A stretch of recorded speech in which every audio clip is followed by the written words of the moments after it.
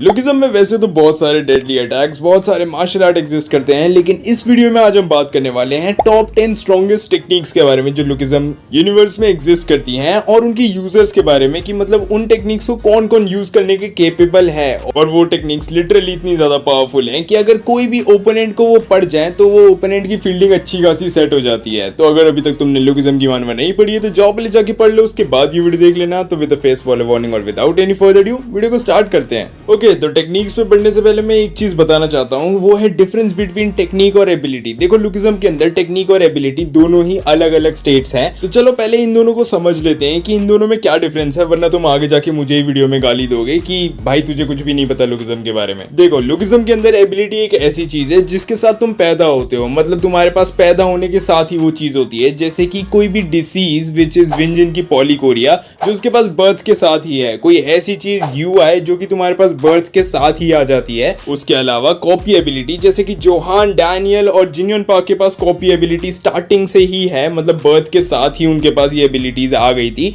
जो कि उनके जीन्स के थ्रू पास ऑन हुई है उनको। और इसके बाद सबसे मेजर चीज और वो है यूआई और टीयूआई। देखो ये एक स्टेट है मोर देन एक एबिलिटी और टेक्निक के अलावा, ये एक अलग ही स्टेट है जहां पर आप जा सकते हो या फिर नहीं भी जा सकते, मतलब वो डिपेंड करता है यूजर पे, अगर उसको कंट्रोल करना आता है यूआई या फिर नहीं आता।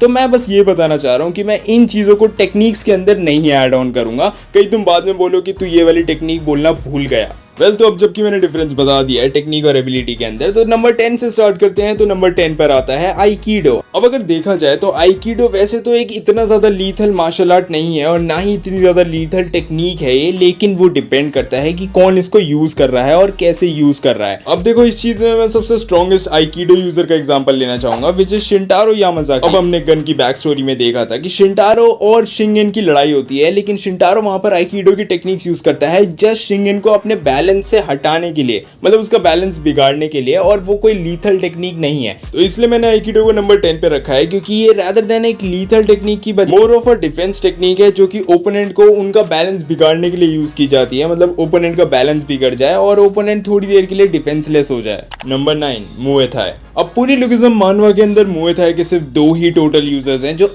एक्चुअल में ट्रू मुए थाई को यूज करते हैं, वो है ब्रेक डेक और उसका डिसाइपल वास्को। अब मुए थाई वैसे अपने आप में इतनी लीथल टेक्निक नहीं है, लेकिन ब्रेक डेक की जो टेक्निक्स हैं, मतलब ब्रेक डेक की फॉरबिडन टेक्निक्स, वो उसको बहुत ज्यादा लीथल बना देती हैं। लेकिन अगर देखा जाए तो सेकंड जनरेशन में बहुत से लोगों के पास इन चीजों के काफी ज्यादा तोड़ है, मतलब वास्को अभी इतना ज्यादा ट्रेंड नहीं है कि वो ब्रेक डेक जितना कंपैरिजन में मुए थाई को यूज कर पाए। और जैसे ब्रेक डेक यूज किया करता था अपने टाइम में, मतलब 0.5 जनरेशन में, अभी सेकंड जनरेशन में उतना ज्यादा इफेक्टिव मार्शल आर्ट नहीं है मुए थाई, ना ही इतनी ज्यादा इफेक्टिव फॉरबिडन टेक्निक्स हैं, क्योंकि मोस्टली अभी जिस हिसाब से लुकिज्म आगे बढ़ रहा है और जिस हिसाब से पावर स्केलिंग बढ़ती जा रही है, मुए थाई उस हिसाब से काफी ज्यादा वीक मार्शल आर्ट या फिर वीक टेक्निक्स की तरह मान सकते हैं हम। बट हो सकता है कि वास्को आगे जाके मुए थाई के कोई और टेक्निक्स निकाले जो कि और ज्यादा स्ट्रॉन्ग। वेल बट मैं एक चीज जरूर मेंशन करना चाहूंगा कि पहले के टाइम पे मुए थाई काफी ज्यादा इफेक्टिव हुआ करता था। जब वास्को ने फॉरबिडन टेक्निक्स यूज करी थी ब्रेक डेक की फर्स्ट टाइम पे, तो उसने एक बंदे की लिटरली टांगे ही तोड़ दी थी। वो अनसन आर्क वाले वो जो 3 लोग थे उनमें से एक बंदे की टांगे ही तोड़ दी थी उसने, जो डोली जैसा दिखता था। नंबर 8 आयरन फोर्ट्रेस या फिर आयरन बॉक्सिंग। अब देखो आयरन बॉक्सिंग एक ऐसी टेक्निक है जिसको गोंग चॉप जी ने खुद से क्रिएट किया था और उसका भी एक ही डिसाइपल है तब से जब से उसने ये ट्रेनिंग शुरू करी थी आयरन बॉक्सिंग वाली, और वो है जैक। अब आयरन बॉक्सिंग वैसे तो मिक्सचर है डिफेंस और अटैक दोनों का ही, और जब अटैक्स होते हैं तो बहुत ज्यादा लीथल होते हैं और डिफेंस में भी ये टेक्निक काफी ज्यादा अच्छी है, लेकिन इसमें काफी सारे फ्लॉज है। जैसे कि पहला फ्लॉ कि इसके लिए यूजर को एंड्योरेंस मास्टरी होना एक नीड नहीं, नेसेसिटी है कि मतलब एंड्योरेंस मास्टरी होगी तभी वो आयरन बॉक्सिंग के डिफेंस को सीख पाएगा, वरना अगर एंड्योरेंस मास्टरी नहीं होगी तो फिर उसके डिफेंस को बहुत आसानी से तोड़ा जा सकता है। और अगर कीटे जैसा ओपोनेंट हो तो एंड्योरेंस मास्टरी भी फायदा नहीं करती है, क्योंकि जैक का हमने देखा था क्या हाल हुआ था। इसके अलावा एक और फ्लॉ ये भी है कि अगर आयरन बॉक्सिंग की सारी टेक्निक्स को एफिशिएंटली यूज करना है तो स्पीड मास्टरी होना भी बहुत ज्यादा जरूरी है। तो आयरन बॉक्सिंग ज्यादातर डिपेंड करती है मास्टरीज के ऊपर,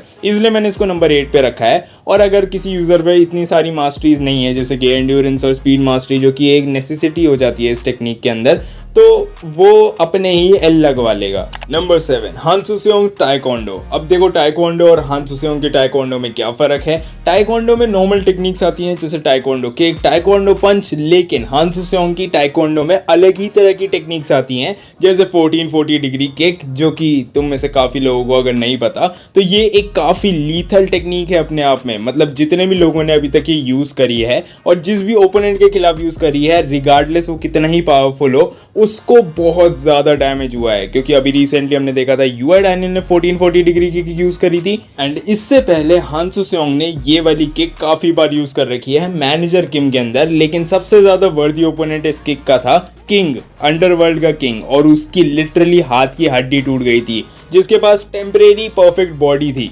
और इस 1440 डिग्री किक के अलावा भी बहुत सारी टेक्निक्स है जो कि हान सुसेओंग ही यूज़ कर सकता है। वो आई डोंट थिंक सो कि कोई भी कॉपी यूज़र भी यूज़ कर सकता है। और उन टेक्निक्स का नाम है एज़्योर ड्रैगन, व्हाइट टाइगर और ब्लैक टॉर्टोइस। ये कुछ ऐसी टेक्निक्स है जो हमने हान सुसेओंग को मैनेजर किम में यूज़ करते हुए देखी है, लेकिन कोई भी कॉपी यूज़र को ये चीज़ यूज़ करते हुए आज तक नहीं देखा गया है। नंबर 6, मू जिनजिन की सिसीरियम। मू जिनजिन की सिसीरियम one of the deadliest attacks मानी जा सकती है लुकिज्म मानवा के अंदर, और ये टेक्निक्स आती भी बहुत कम लोगों को ही है, जिन लोगों को मू जिनजिन ने डायरेक्टली या इनडायरेक्टली सिखाया है, विच इज़ जो कि विंजिन उसकी ब्लड लाइन का है, तो उसको इसलिए कुछ टेक्निक्स पहले से ही आती हैं और उसने बाकी टेक्निक्स रिफाइन करी और ट्रेन करी सेओंगजियुक के अंडर, और सेओंगजियुक को डायरेक्टली सिखाई थी मू जिनजिन ने उसको ट्रेनिंग देकर। वैसे कहने को तो ये सिसीरियम काफ़ी ज़्यादा पावरफुल है, मतलब बोन ग्रैबिंग सिसीरियम बहुत ज़्यादा ही पावरफुल है, लेकिन अगर ओपोनेंट बहुत ज़्यादा स्ट्रॉन्ग है तो तुम्हें भी उतने ज़्यादा एफिशिएंट होना पड़ेगा बोन ग्रैबिंग सिसीरियम में। जैसे कि हमने विंजिन के केस में देखा था कि विंजिन जब कीटे से लड़ता है और कीटे के खिलाफ यूज़ करता है बोन ग्रैबिंग सिसीरियम, तब वो एफिशिएंटली यूज़ नहीं कर पाता उस चीज़ को, क्योंकि फिलहाल वो उस लेवल पर यूज़ नहीं कर सकता बोन ग्रैबिंग सिसीरियम को जिस लेवल पर सेओंगजियुक और मू जिनजिन यूज़ कर सकते थे। और हमने देखा था कि Mu Jinjin one of the strongest character रहा था 0th जनरेशन में,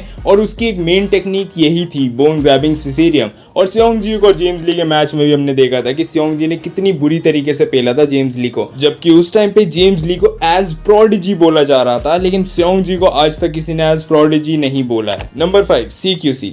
अब देखो CQC या फिर क्लोज क्वार्टर कॉम्बैट्स एक ऐसी टेक्निक है जिसको नॉर्थ कोरिया वाले लोगों ने डेवलप किया था और उनके सोल्जर्स को सिखाया था, जिसमें से उनका कमांडर मैनेजर किम था। और मैनेजर किम को CQC काफी अच्छे से यूज करना आता है, लेकिन मैनेजर किम के अलावा भी उनके कुछ फ्रेंड्स हैं जिनको और ज्यादा बुरी वाली CQC आती है, मतलब और ज्यादा लीथल वाली CQC आती है, जैसे कि जिनचोल पार्क जिसको CQC आती है और उसकी रेंज CQC की बहुत ज्यादा बड़ी हुई है। मैनेजर किम की रेंज है 30 मीटर्स और उनके फ्रेंड की रेंज है अराउंड 100 मीटर्स। इसके अलावा भी CQC में बहुत सारे वेरिएशंस होते हैं, जैसे CQC को नाइफ्स के साथ भी यूज किया जा सकता है, और मैनेजर किम की स्पेशलिटी वायर्स के साथ भी यूज किया जाता है, जो कि मेटल वायर्स होती हैं, और एक बार अगर उनके ट्रैप में कोई फंस गया तो मैनेजर किम एक बारी में उनका गला क्या सब कुछ काट सकते हैं। हाँ, वो भी काट सकते हैं जो तुम सोच रहे हो। गंदी सोच, कितने नीच लोग हो तुम। मैं सॉसेज काटने की बात कर रहा था हॉट डॉग में डालने के लिए। नंबर 4 पर आता है यामाज़ाकी स्टाइल क्योकुशिन कराटे। अब क्योकुशिन कराटे तो काफी लोगों को आती है लुकिज्म मानवा के अंदर,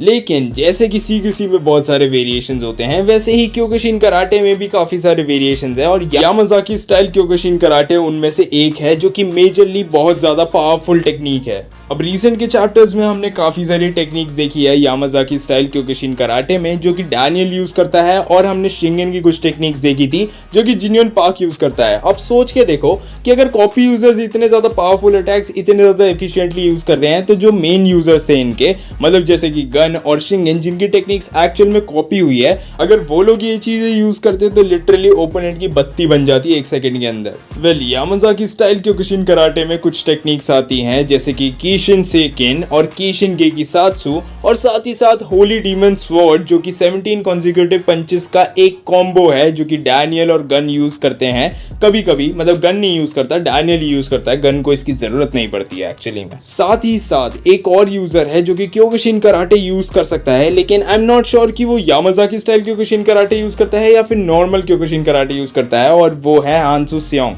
हाँ, हांसू सेओंग के पास काफी सारी चीजें हैं और हांसू सेओंग एक ऐसा अकेला कैरेक्टर है मैनेजर किम के अंदर जो कि मुझे पर्सनली बहुत ज्यादा ही पावरफुल लगता है। अब बाकी ये कंफर्म करना कि हांसू सेओंग के पास क्योकुशिन कराटे कौन से वाला है वो तुम्हारा काम है, कमेंट सेक्शन में जरूर बता देना। नंबर 3 पर आता है वेपन मास्टरी। अब देखो, वेपन मास्टरी वैसे कोई एक्चुअल मास्टरी नहीं है, लेकिन वेपन्स को जब आप बहुत अच्छे से यूज करना सीख जाते हो तब वो बनती है वेपन मास्टरी। तो ये दूसरे तरीके की मास्टरी है कि मतलब इसने पूरी तरीके से वेपन्स चलाने सीख रखे हैं और इससे ज्यादा महारत कोई हासिल नहीं कर सकता। और पीटीजे यूनिवर्स के अंदर वेपन मास्टरी एक काफी ज्यादा लीथल टेक्निक की तरह जानी जाती है, क्योंकि एक कैरेक्टर ऐसा नहीं है जो वेपन मास्टरी को यूज कर सकता है, काफी सारे कैरेक्टर्स ऐसे हैं। चलो पहले जान लेते हैं कि कौन है वो कैरेक्टर्स जो वेपन मास्टरीज को यूज कर सकते हैं। सबसे पहले बात करते हैं मैनेजर किम के बारे में। अब पीटीजे यूनिवर्स के अंदर मैनेजर किम की खुद की भी मानवा है और हमने उन्हें लुकिज्म में भी देखा है। मैनेजर किम वायर्स का यूज करते हैं और वायर्स का यूज करने के बावजूद वो गन्स और पिस्टल्स का भी यूज करते हैं और एक्चुअल में वो वेपन मास्टरी के अंदर ही आती है।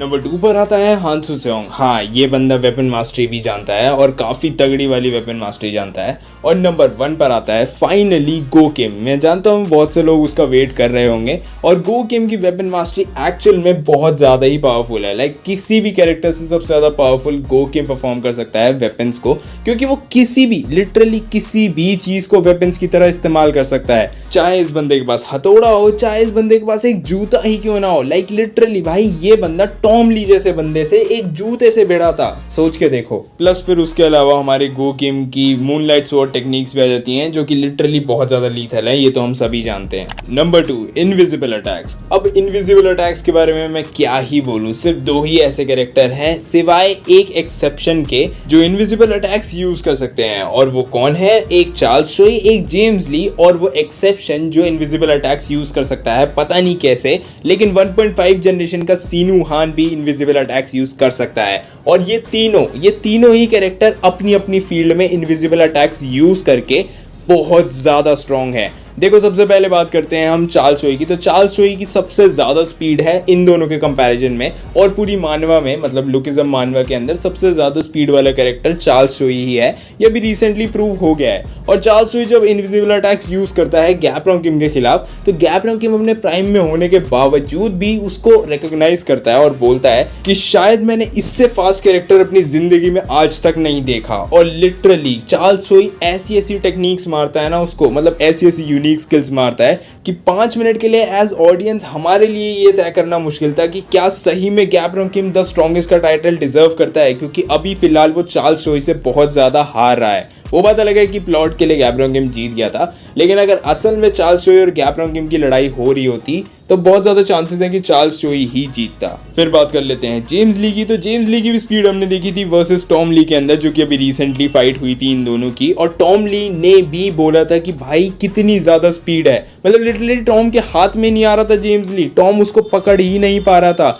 एंड टॉम के लिए मेजर लॉस का मोमेंट वही था जहां पर वो जेम्स ली को पकड़ नहीं पा रहा था, क्योंकि टॉम ली के अगर एक बार कोई हाथ में आ जाए तो उसके बाद तो तुम्हें पता है दानव के हाथ में कोई आने के बाद क्या ही कर सकता है भाई, कुछ नहीं कर सकता। लेकिन उसके बावजूद भी जेम्स ली एक दानव से लड़ते हुए भी बहुत ज्यादा स्ट्रॉन्ग था, और कीटे से लड़ते हुए भी वो बहुत ज्यादा स्ट्रॉन्ग था। हाँ, कीटे से लड़ते हुए उसकी स्पीड मैटर नहीं करती, क्योंकि कीटे भी शायद उसके ही जितना फास्ट था, लेकिन उसका यूनिक पाथ मैटर करता था। खैर, उसके बारे में कभी और बात करेंगे, यहाँ नहीं बात करेंगे। एंड लास्टली अगर हम बात करें सीनू हान की, तो सीनू हान को तो टाइटल ही दिया गया था गॉड ऑफ कॉम्बैट। वो टाइटल इसे इसलिए दिया गया था क्योंकि वो इनविजिबल अटैक्स का यूज करके सारी फाइट्स लगभग बहुत जल्दी जीत जाया करता था। और ये तो हम जानते हैं कि 1.5 जनरेशन में सारे ही कैरेक्टर्स, मतलब 3 ही कैरेक्टर है वैसे फिलहाल के लिए, तो गो, गन और सीनू हान तीनों ही बहुत ज्यादा एक्सेप्शनली स्ट्रॉन्ग है। चलो अब लास्टली बात कर लेते हैं नंबर 1 की, और नंबर 1 पर आती है कन्विक्शन। कन्विक्शन बहुत ही ज्यादा लीथल टेक्निक है, और वो इतनी ज्यादा लीथल टेक्निक है कि अगर किसी को एक बार पड़ जाए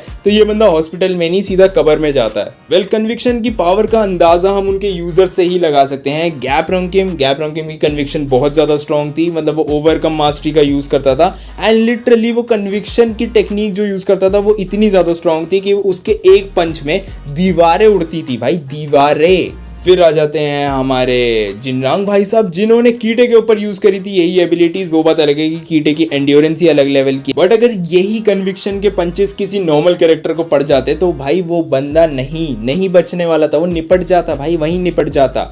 और लास्टली आ जाता है हमारा जे किम, जो कि लास्ट हमें दिखाता लड़ते हुए इंचियन आर्क के अंदर। और हम सब जानते हैं कि उसने गंजे से लड़ते लड़ते क्या हालत करी थी उस गंजे की, जो कि पेचिनजो का बेटा था, मतलब जो भी था अडॉप्टेड बेटा या जो भी था वो बंदा, उसके टेंडेंस तोड़ दिए थे बॉडी के अपने एमएमए और कन्विक्शन का यूज़ करके। तो लिटरली ये टेक्निक तो सबसे ज़्यादा लीथल है, क्योंकि ये टेक्निक लुकिज्म में सबसे पावरफुल भी मानी जाती है। Well with that being said हम वीडियो को यहीं पे रैप अप करेंगे। अगर तुम्हारे कोई अपने थॉट्स हैं इस लिस्ट को लेके तो कमेंट सेक्शन में ज़रूर बता देना, और अगर तुम्हारी कोई अपनी लिस्ट है तो वो भी कमेंट सेक्शन में ज़रूर डाल देना। और एवटार यूट्यूब के चैनल को सब्सक्राइब करना मत भूलना, और मेरे चैनल को भी सब्सक्राइब कर देना, और साथ ही साथ एक और ओटाकू के चैनल को भी सब्सक्राइब कर देना। और अगर वीडियो अच्छी लगेगी तो लाइक कर देना और शेयर भी कर देना जितना ज़्यादा कर सकते हो। मैं मिलता हूँ अपनी नेक्स्ट वीडियो में। दिस इज मानवा सेनपाई, एवटार यूट्यूब एंड एक और ओटाकू। Peace out.